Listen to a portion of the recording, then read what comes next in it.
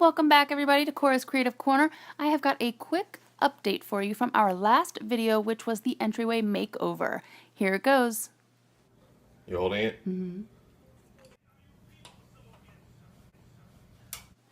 As you can see, we've got our light fixture in from Amazon and it is all hung up. So now you can see our completed makeover for our entryway. Now, of course, I will probably change this up as time goes, but you know. So for now, let's get on to the makeover you have come for. Here is the man cave. Now, of course, I'm going to get started by peeling up this terrible carpet, which was stained and just gnarly. And then I'm going to replace the flooring. Now, I'm not showing you that on this video because I intend on doing a completely separate video, a video dedicated just to flooring. So anyways, for now, let's get this flooring up, get the new flooring down, and then once the new flooring goes down, let's get some decor.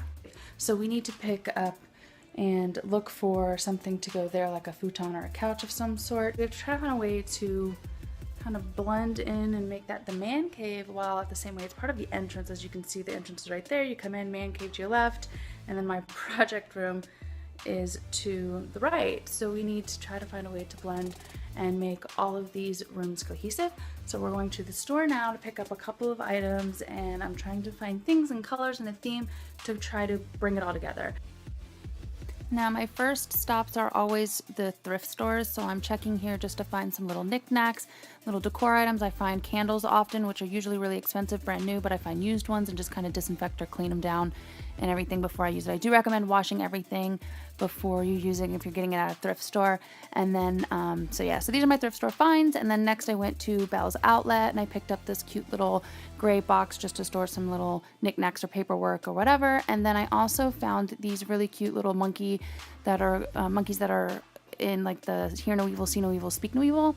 And then lastly, I couldn't find a couch or a futon that I wanted that was in decent enough condition, so I found this one on Target actually.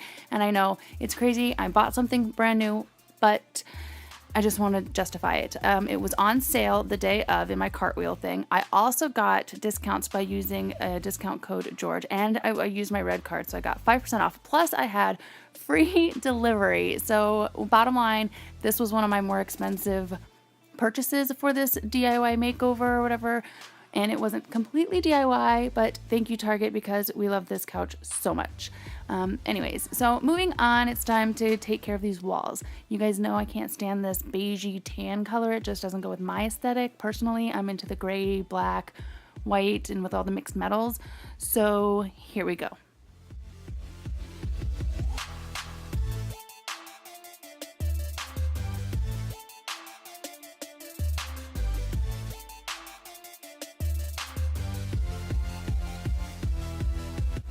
Now again, I am using that grab and go from Walmart in the granite gray color, and it is a semi-gloss or satin base, which are my favorite bases to use in paints, which I've mentioned before. I believe this one was a semi-gloss. Anyways, I prefer these types of paints because it kind of, after it's dry, if something gets on it, you can just wipe it down with like a wipey or a wet cloth or what have you.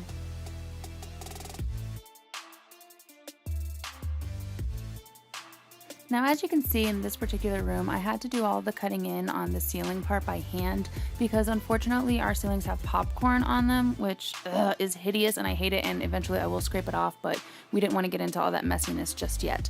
So here is me cutting it in with just a small brush, and unfortunately that's what I had to do for the ceiling in most of the house. And then I just take a roller and I fill in the rest there. It takes like 1, sometimes 2 coats with this particular paint, which is another reason I really do love it. It only takes 2 coats if it's got like a really dark base underneath, but usually with these really light colors, it only takes me 1 coat. So score!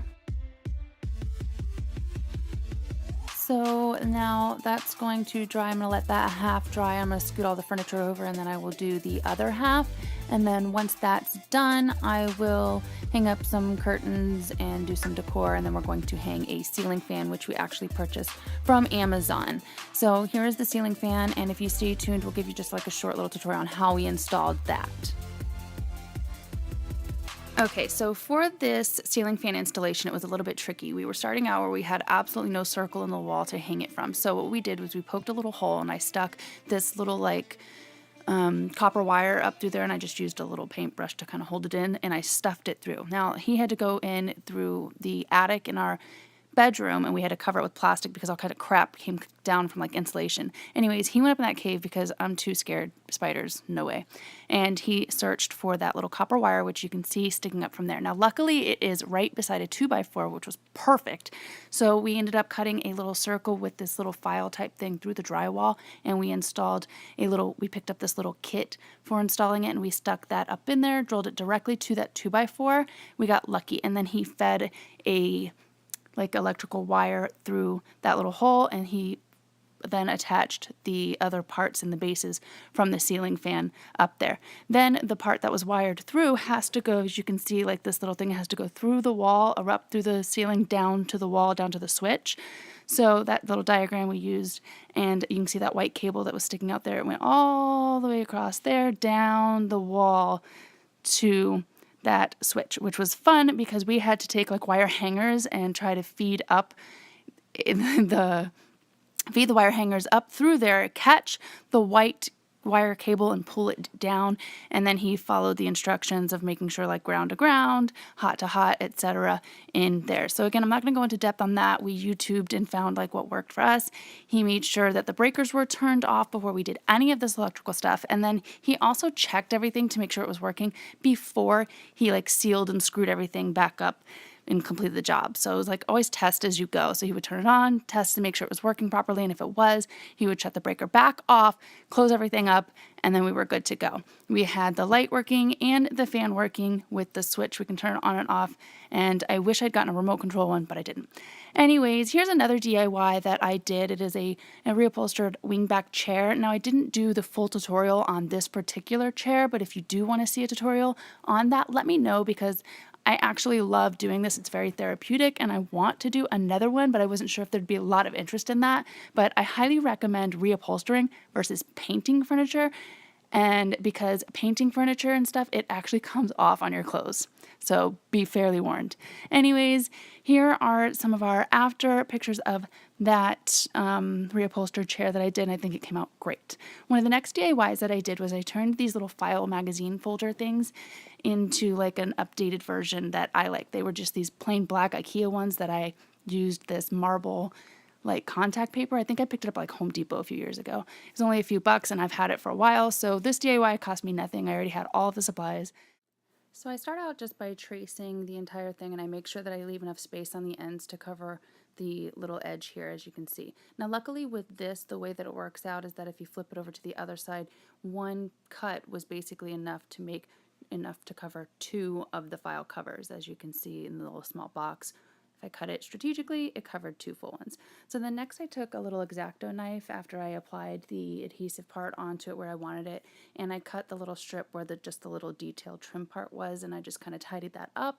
And then I reapplied the little metal hardware pieces onto the edges and the little label portion, and this is the result. I love it, and it was pretty cheap. So next is time to just hang up some of the artwork. These I've had for a while. I think I got them at Ross like forever ago, and I just like what they say. Here are those candles and some old candle sconces. I also filled that frame that I got with a picture of us. Here are some candles that I got from, I believe, Target, and just some old decorations that I've had around the house. Now, here I am hanging up these curtains. I was originally going to make custom, but I actually found at Hobby Lobby on clearance, and they were the perfect shade of blue, so it just worked out.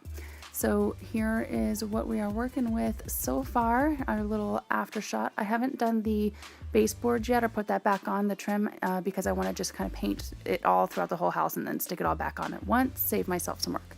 Now there is our couch from Target, some throw blankets because I'm obsessed, and this awesome rug that I picked up at Ross, and the reupholstered chair there with another throw blanket, a crocheted pillow cover that I made, and then here's an old table that I'm using. It was like a nightstand, and I'm using it as the end table now. And then that clock I picked up actually at like, I believe it was like Family Dollar, and it was just perfect because it has the little mechanical gadgets and gears, which goes perfect because Cole's a mechanic. And then there's a little train that our son painted, and just some little knickknacks, candles from like the dollar store, and just random stuff here and there. There is the desk. Those are the file covers that we redid that you just saw.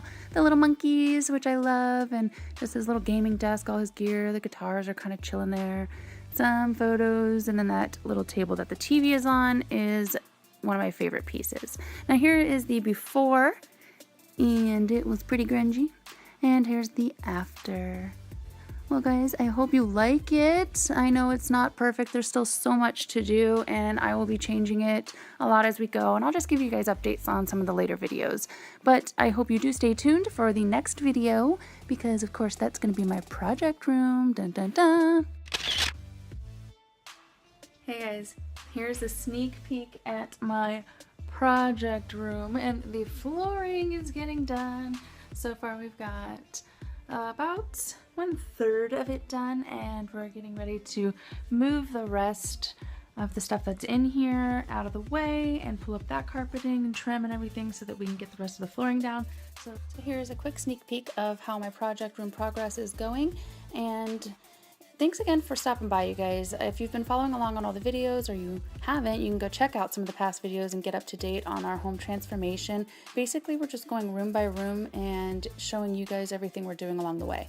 Like I said, I'll be doing a full flooring video, separate one on its own, but here's just a sneak peek of what's going on in my project room, some of the little crafts and projects and transformations that I've been working on. And if you follow me on Instagram, you're getting a sneak peek of all of this stuff behind the scenes as it's going. So I hope you've been enjoying. Thank you so much for stopping by, and I can't wait to see you on my next video. If you haven't already subscribed and you want to see more, go ahead and hit that subscribe button and the notification icon so you can get every video that comes out, and give this video a thumbs up if you liked it. Bye guys, thanks again, and stay savage.